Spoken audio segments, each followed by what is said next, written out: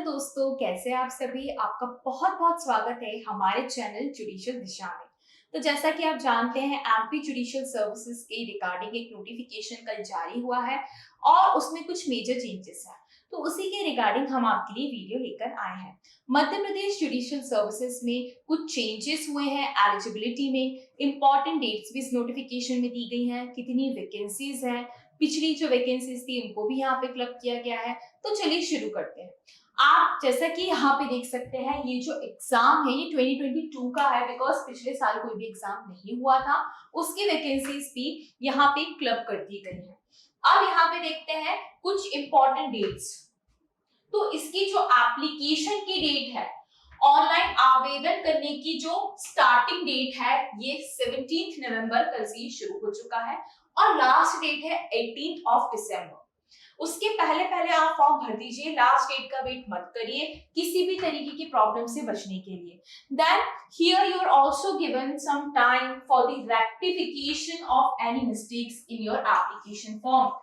त्रुटि को सुधार करने की जो प्रारंभ डेट है, तिथि है, वो है 22 ऑफ दिसंबर। 2 दिन का आपको यहाँ पे टाइम दिया जाएगा, 22 से लेकर 24 दिसंबर तक। अगर आपके एप्लीकेशन फॉर्म में कोई गलती हुई है तो आप उसको सुधार सकते हैं।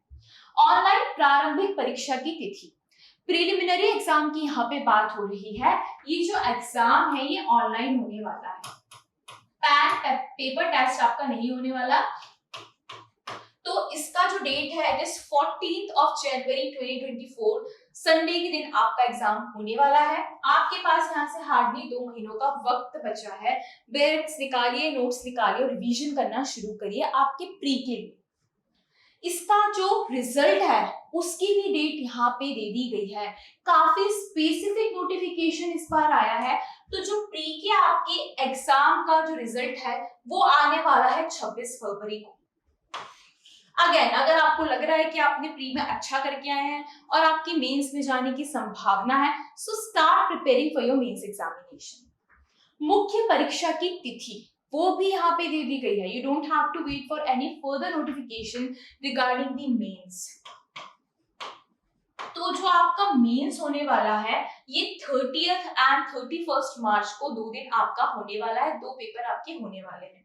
मुख्य परीक्षा का परिणाम जो है, रिजल्ट जो है, उसकी डेट भी यहाँ पे दे दी गई है। 10th ऑफ मई को आपका मेंस का रिजल्ट भी आ जाएगा। सो यू सी, आप इस तरीके से अकॉर्डिंगली अपना टाइम टेबल बना सकते हैं और अपने सब्जेक्ट्स को डिवाइड कर सकते हैं बेस्ड ऑन योर परफॉर्मेंस कि आपने प्री में कैसा परफॉर्म करा है, कौन से ऐसे सब्जेक्ट्स हैं जिस पर आपको ज्यादा ध्यान देने की जरूरत है, और ये सारी चीजें। तो कितनी क्लियर कट वैकेंसी आपके सामने आई है। आगे देखते हैं, साक्षात्कार की जो तिथियां हैं वो जितने एलिजिबल स्टूडेंट्स होंगे उनके आधार पे आपको बाद में बताई जाएगी। It is not yet out, you have to wait for the dates of the interview. पहले बेस क्लियर कर लीजिए, फिर इंटरव्यू के लिए हम आपके लिए एक सेपरेट वीडियो बनाएंगे जिसमें स्ट्रैटेजीज को भी हम डिस्कस करने वाले। So don't worry about this. Now note करिएगा इस चीज को, you have to note this कि these dates are subject to the changes. These are tentative dates as of now. अगर कोई इसमें परिवर्तन नहीं हो रहा है तो यही डेट्स फाइनल होने वाली हैं, अदरवाइज ये चेंज हो सकती है। इसके बाद हमारे पास है कुछ इंपॉर्टेंट पॉइंट्स, महत्वपूर्ण बिंदु। इनको एक बार गो थ्रू कर लीजिएगा आप। अभी हम इन्हें डिस्कस नहीं करने वाले हैं। हम डिस्कस करने वाले हैं अब वैकेंसीज और पे स्केल के बारे में। पदों का विवरण मींस वैकेंसी। लोअर जुडिशरी का एग्जाम है। पे स्केल बहुत ही इंपॉर्टेंट फैक्टर होता है आपको मोटिवेट करने के लिए। सो पे स्केल भी आपके सामने दिया हुआ है। ये आपका पे स्केल है, इसे देख लीजिए, एक बार इंस्पिरेशन मिल जाएगी आपको। अब रिक्त पदों की संख्या के बारे में बात करते हैं कि वेकेंट सीट्स कितनी है। तो यहाँ पे आप देख सकते हैं कि यहाँ पे क्लब कर दिया गया है। एक 2022 की भी यहाँ पे वैकेंसीज दी गई है एंड उसके पहले जो बैकलॉग था उसके बारे में भी यहाँ पे वैकेंसी की सेपरेट लिस्ट है। तो जो अनरिजर्व्ड है उनके लिए 31 plus 17 vacancies are there. Then अनुसूचित जाति that means the scheduled caste, उनके लिए भी वी हैव 9 प्लस 11 वैकेंसीज। अनुसूचित जनजातियों के लिए, शेड्यूल्ड ट्राइब्स के लिए भी 12 प्लस 109, कितनी सारी वैकेंसीज देखिए। एंड अन्य पिछड़ा वर्ग दैट मींस ओबीसी के लिए यहाँ पे 10 वैकेंसीज हैं। टोटल है 138 वैकेंसीज इंक्लूडिंग दी दिव्यांग, जो भी डिफरेंटली एबल्ड लोग हैं उनको भी यहाँ पे इंक्लूड करके, उनकी वैकेंसीज को भी इंक्लूड करके 138 टोटल वैकेंसीज नोटिफाई की गई हैं। आगे देखते हैं। एक और इंपॉर्टेंट बात यहाँ पे जान लीजिए कि अन्य पिछड़ा वर्ग means OBC, other backward classes की श्रेणी का लाभ केवल उन्हीं लोगों को प्राप्त होगा जो कि क्रीमी लेयर के अंतर्गत नहीं आते हैं। That means non creamy layer वालों को ही ओबीसी का बेनिफिट मिलने वाला है। This you have to keep in mind.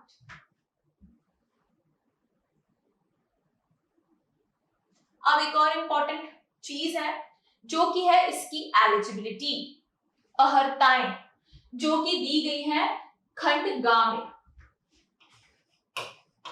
Qualification क्या होना चाहिए? एलिजिबिलिटी की अगर मैं बात करूं, ये बहुत ही इंपॉर्टेंट चीज है, इसमें बदलाव हुआ है और इसी साल हुआ है। इससे कई लोग काफी दुखी भी हुए, they were upset, they had to go to the court and file certain petitions. Then also Madhya Pradesh high court ने जो करना था उन्होंने किया है and this notification is in front of you. So here कोई भी व्यक्ति व्यवहार न्यायाधीश, that means जो आपका लोअर जुडिशरी का जो न्यायाधीश है, जज है, उनको सबसे पहले तो इंडियन नेशनल होना चाहिए। ये तो अंडरस्टूड है, इसमें कोई भी ज्यादा समझाने वाली बात नहीं है। उनका अच्छा कैरेक्टर होना चाहिए, मेंटली साउंड माइंड की होनी चाहिए, एक्सेट्रा। अब जो इंपॉर्टेंट चीज है वो यहाँ पे आती है कि वह भारतीय विधिक परिषद that means all India bar council द्वारा एफिलिएटेड किसी यूनिवर्सिटी से पास होना चाहिए with LLB degree. LLB degree आपके पास होना अनिवार्य है, this is mandatory.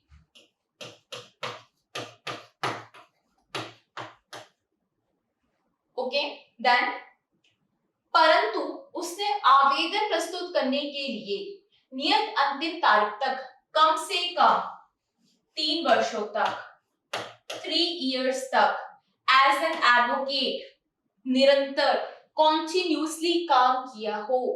This means LLB degree plus enrolment,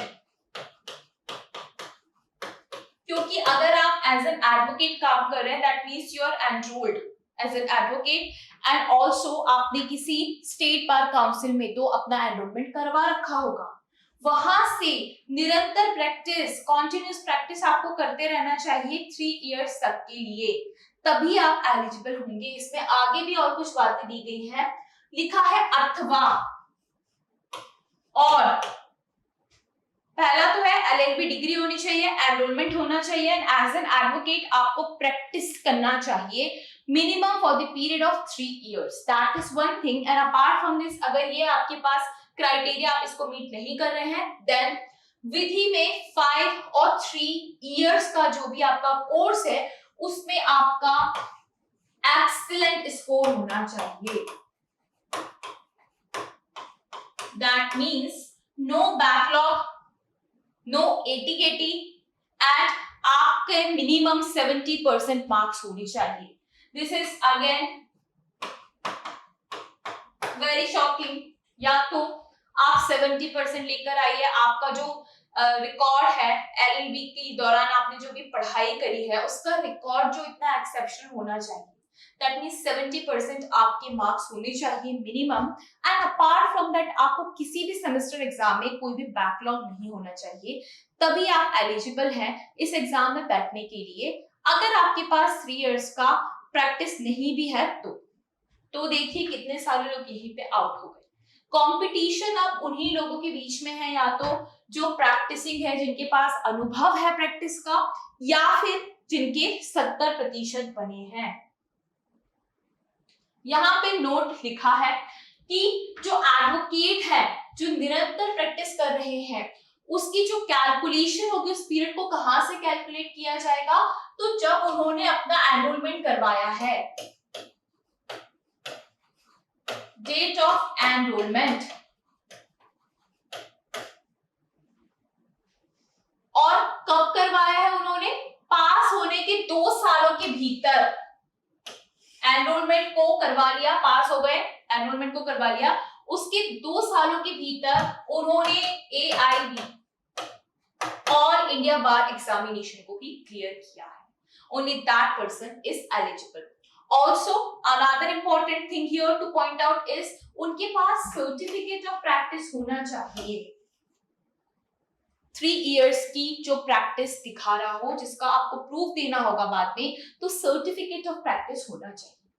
इसके अलावा क्या एक और इंपॉर्टेंट चीज है कि जब वो न्यायालय में प्रैक्टिस कर रहे थे, कोर्ट में प्रैक्टिस कर रहे थे, तो एसोसिएशन या सचिव कोई भी जो है, अगर वो इनके अंडर में कर रहे थे, उनके द्वारा भी सर्टिफिकेट ऑफ कॉन्टिन्यूस प्रैक्टिस उनको वहां पे प्रस्तुत करना होगा। सर्टिफिकेट ऑफ प्रैक्टिस के अलावा भी सर्टिफिकेट ऑफ कॉन्टिन्यूस प्रैक्टिस कि आपने 3 सालों तक continuously as an advocate practice किया है, that also you have to present. Then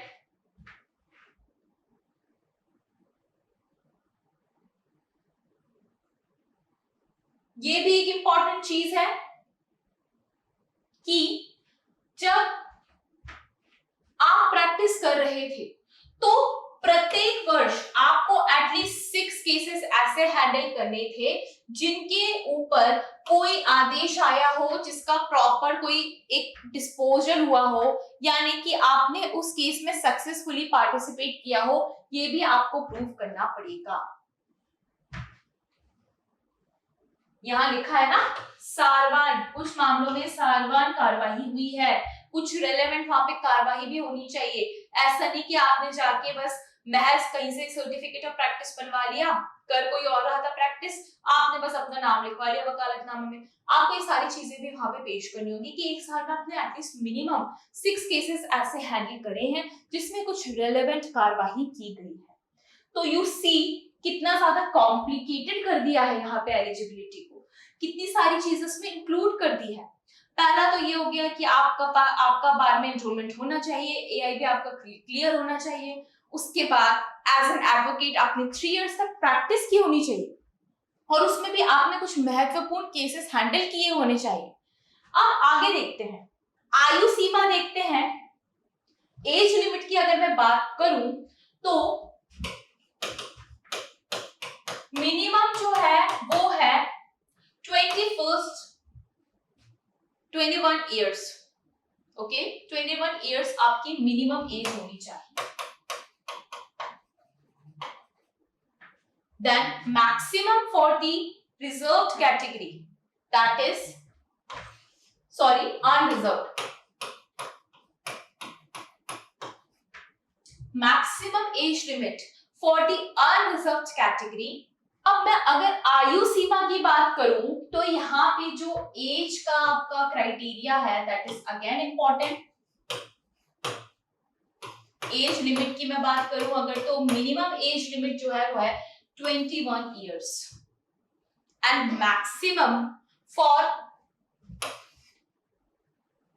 unreserved category is 35 years। अगर आप जनरल कैटेगरी को बिलोंग करते हैं तो 35 इयर्स तक आप इस एग्जाम को दे सकते हैं। इसके अलावा अब बात करते हैं दिव्यांग व्यक्तियों की, डिसेबिलिटी है जिन्हें, या फिर जो शेड्यूल कास्ट, शेड्यूल ट्राइब्स या फिर OBC को बिलोंग करते हैं, तो 35 years plus 3 years is the eligibility criteria with regards to the age limit. Then we have जो कि शासकीय सेवक रहे हैं, उनके लिए भी 38 years यहाँ पे सुनिश्चित किया गया है। So here आप अकॉर्डिंगली इसको एक बार देख लीजिए, लेकिन ये इंपॉर्टेंट है कि यहाँ पे अनरिजर्व्ड के लिए 35 है एंड रिजर्व के लिए 35 प्लस 3 इयर्स का क्राइटेरिया है। एक और इंपॉर्टेंट बात यहाँ पे नोट करने के लिए है कि जो विज्ञापन वर्ष 2022 में प्रकाशित नहीं हुआ था, उसकी वजह से यहाँ पे अब रिलैक्सेशन दिया गया है एज में 1 ईयर का।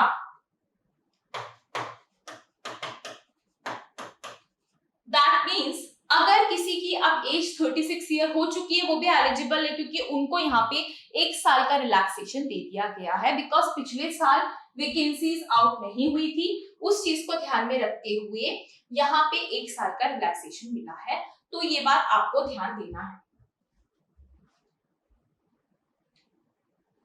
अब उच्चतम आयु सीमा में जो छूट मिल रही है, जो दिव्यांग स्टूडेंट्स हैं, जो डिफरेंटली एबल्ड है, उनके लिए जो बेंचमार्क डिसेबिलिटी है वो 40% मिनिमम होनी चाहिए, तभी वो इस कोटे का लाभ उठा सकते हैं।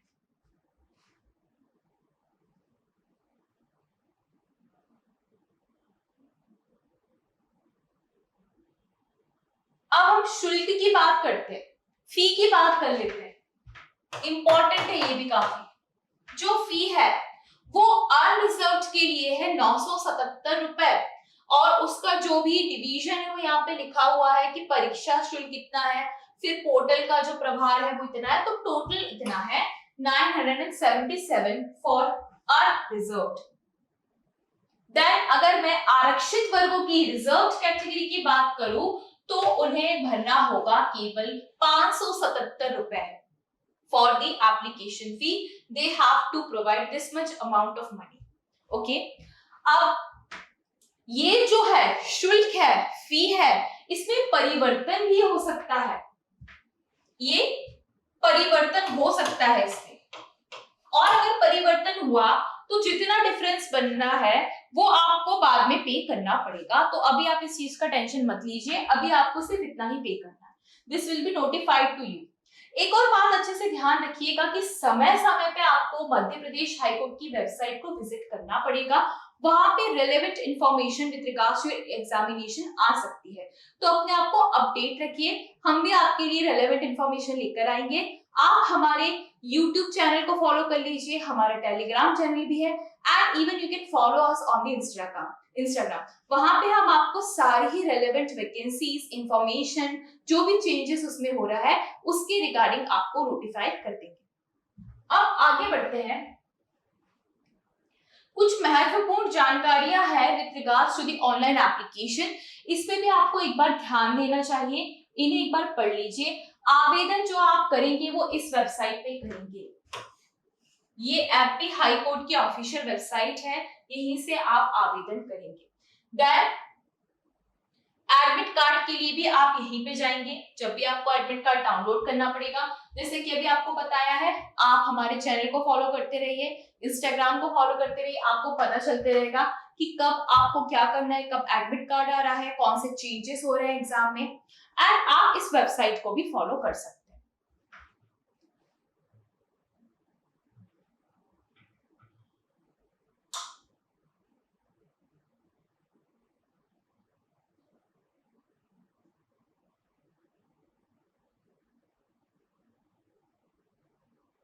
अब हम बात कर लेते हैं कि ये परीक्षा कितनी स्टेजेस में होने वाली है। परीक्षा को लेके आपको क्या क्या तैयारी करनी है, क्या कोई चेंजेस आए हैं सिलेबस में, कोई नई चीजें ऐड हुई हैं, या पहले के जैसा ही है। तो हम प्रारंभिक परीक्षा की बात करें, अगर मैं प्री की बात करूं तो ये जो है कि पूरी जो परीक्षा है हमारा एमपी जुडिशियल सर्विसेज में जो भर्तियां होनी है वो 3 स्टेजेस में होती है, प्री, मेंस एंड इंटरव्यू। तो प्रारंभिक परीक्षा के बारे में हम देख लेते हैं। सबसे पहले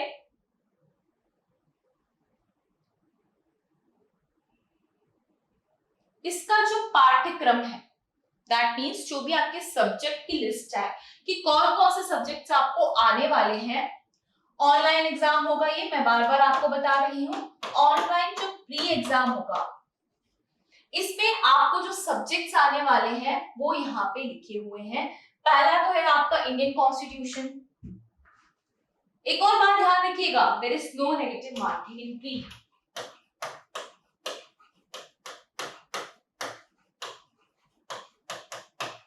कोई भी नेगेटिव मार्किंग यहाँ पे नहीं है।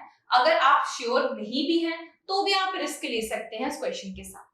आपको कॉन्स्टिट्यूशन से 5 सवाल पूछे जाएंगे, 1 मार्क का ईच क्वेश्चन होगा। देन सिविल प्रोसीजर कोड से भी आपको सवाल पूछे जाएंगे, संपत्ति अंतरण अधिनियम ट्रांसफर ऑफ प्रॉपर्टी एक्ट से भी आपको क्वेश्चंस आने वाले हैं, इंडियन कॉन्ट्रैक्ट एक्ट से भी आपको क्वेश्चंस आएंगे, यहाँ पे 8, टीपीए से 7 क्वेश्चंस आएंगे, लिमिटेशंस एक्ट से आएंगे 6 क्वेश्चंस, देन लिमिटेशन एक्ट से आएंगे आपको 4 क्वेश्चंस, एंड यहाँ पे we have specific relief act, उससे आपको आएंगे 6 क्वेश्चंस। बहुत इंपॉर्टेंट है, ये सारी चीजें आपको पता होनी चाहिए, उस हिसाब से आप अपनी तैयारी और अभी भी रिवीजन करने वाले हैं कि किस सब्जेक्ट का कितना वेटेज है। ये बहुत अच्छी बात है कि आपको ये स्पेसिफिकली बता दिया गया है। देन वी हैव एमपी के लोकल लॉस, उसमें भी 5-5 मार्क्स के आपको क्वेश्चन पूछे जाएंगे। फिर एविडेंस एक्ट से 15 question, see how important this is. Here 15 questions will be asked from the Indian evidence act, and जो हमारे इंडियन पीनल कोड है उससे भी 15 क्वेश्चंस होंगे, और सीआरपीसी से भी आपको 15 क्वेश्चंस पूछे जाएंगे। हियर सिविल प्रोसीजर कोड से तो और 20 क्वेश्चंस आपको पूछे जाएंगे। सो यू सी कि मेजर लॉस का यहाँ पे कितना सारा वेटेज है। जो दूसरे एक्ट्स हैं उनसे भी आपको क्वेश्चंस आ रहे हैं, लेकिन इस पे आपको बहुत ज्यादा ध्यान देने की जरूरत है। Then we have JJ act, POCSO, IT act, and सामान्य ज्ञान से आपको 10 क्वेश्चंस आएंगे। अगर आपने अभी तक सामान्य ज्ञान नहीं करा है तो एमपी का सामान्य ज्ञान को एक बार गो थ्रू कर लीजिए, वहां से आपको क्वेश्चंस आ सकते हैं। इसके अतिरिक्त आपको कंप्यूटर नॉलेज से भी आएगा, और साथ ही साथ इंग्लिश पे भी आपको क्वेश्चन पूछे जाएंगे 10। So this is how you have to make your time table accordingly कि कितने कितने सब्जेक्ट्स का यहाँ पे कितना वेटेज है। अब आगे बढ़ते हैं।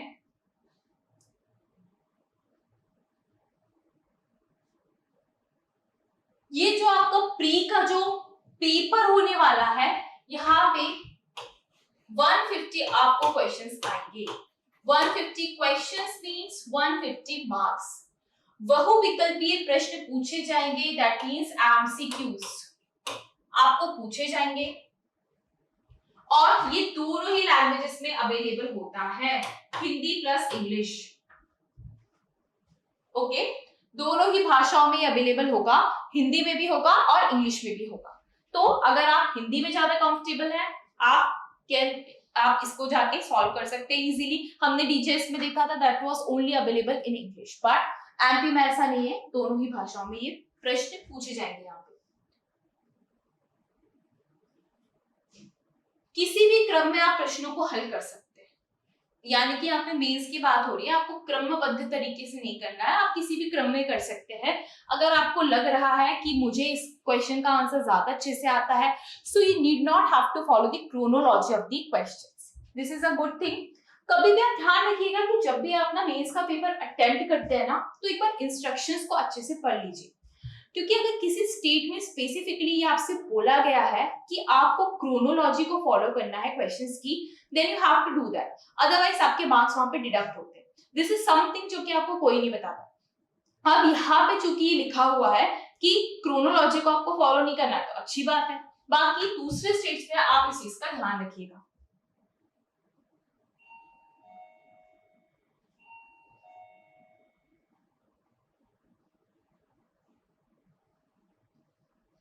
अब हम मुख्य परीक्षा पे आते हैं, मेंस की बात कर लेते हैं कि मेंस एग्जामिनेशन में क्या होने वाला है।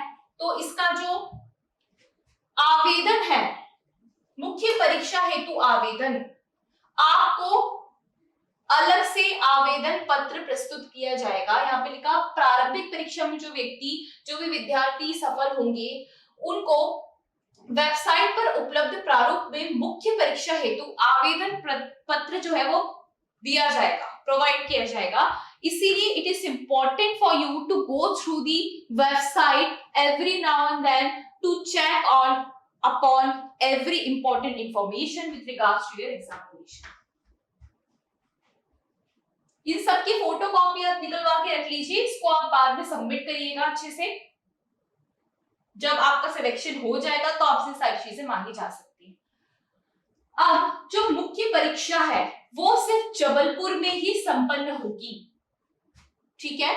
उसका जो एग्जामिनेशन सेंटर है वो जबलपुर होगा। Madhya Pradesh high court is also situated in Jabalpur only and 100 marks के कुल 4 पेपर होंगे। 4 पेपर यहाँ पे आपको एक दिन में 2 पेपर करवाया जाएगा। 2 दिन आपके स्पेसिफाइड है 30th and 31st of March. एक दिन में आपके 2 पेपर होंगे और यहाँ पे उसके बारे में भी अच्छे से डिस्क्राइब कर दिया गया है। जो आपका पहला पेपर होगा उस पे कॉन्स्टिट्यूशन, सिविल प्रोसीजर एंड जो आपका एविडेंस है ये सारी चीजें आएंगी। इसका जो पेपर है ये 30th को होने वाला है, शनिवार के दिन होने वाला है। फिर इसी दिन जो आपका दूसरा पेपर होगा वो भी शनिवार को ही होने वाला है। इसका 2 शिफ्ट में यहाँ पेपर होने वाला है। यहाँ पे आपका लेखन एवं संक्षेपण, प्रेसी राइटिंग एक्सेट्रा आपकी देखी जाएगी। सो अगेन एमपी में ये एक इम्पॉर्टेंट चीज है कि आपको यहाँ लेखन पे और साथ ही साथ प्रेसी राइटिंग एक्सेट्रा पे काम करने की जरूरत है। तो प्रैक्टिस इसकी शुरू कर दीजिएगा, एंड मोमेंट के लिए मत बैठिएगा। देन जो तीसरा प्रश्न पत्र आपका होगा वो लोकल लॉस, अपराध विधि मतलब क्रिमिनल प्रोसीजर एंड एविडेंस पे बेस्ड होगा। ये डेट 2 को होगा, ये रविवार को 31 तारीख को होगा। और जो 4th पेपर है इसमें आपको जजमेंट राइटिंग आएगा। ये भी रविवार को ही होगा, सेकेंड शिफ्ट में होगा। यहां पे एक नोट लिखा है कि अभ्यर्थी का उपरोक्त चारों प्रश्न पत्रों की परीक्षा में सम्मिलित होना अनिवार्य है। It is mandatory for the aspirants to appear in all of the 4 papers. यदि अभ्यर्थी किसी भी प्रश्न पत्र में सम्मिलित नहीं होता है तो उसे शेष प्रश्न पत्रों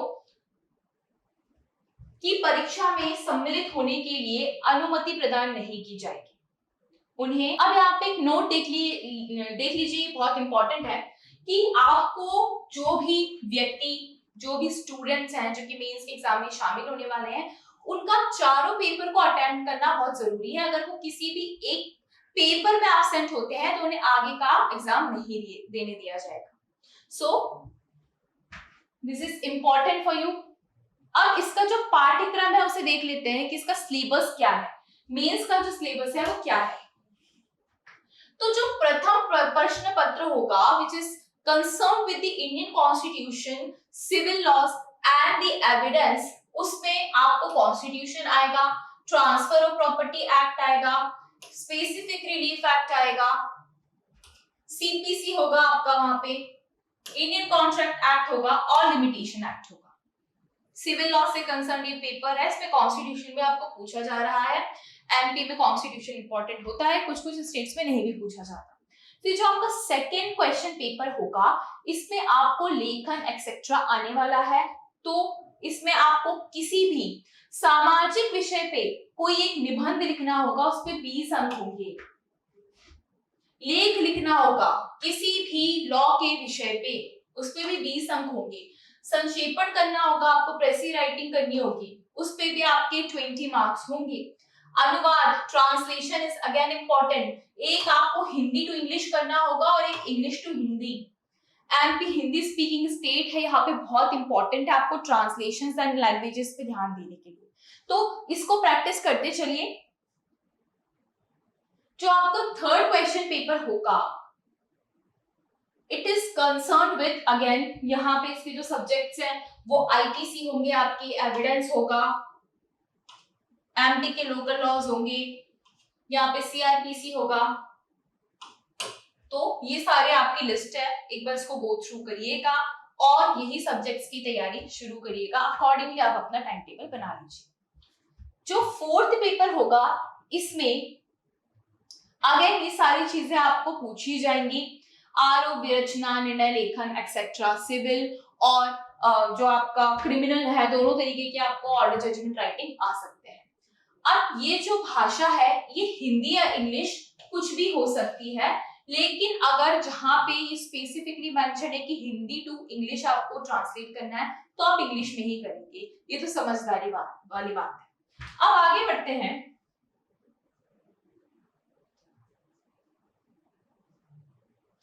मुख्य परीक्षा के परिणाम के बारे में बात करते हैं।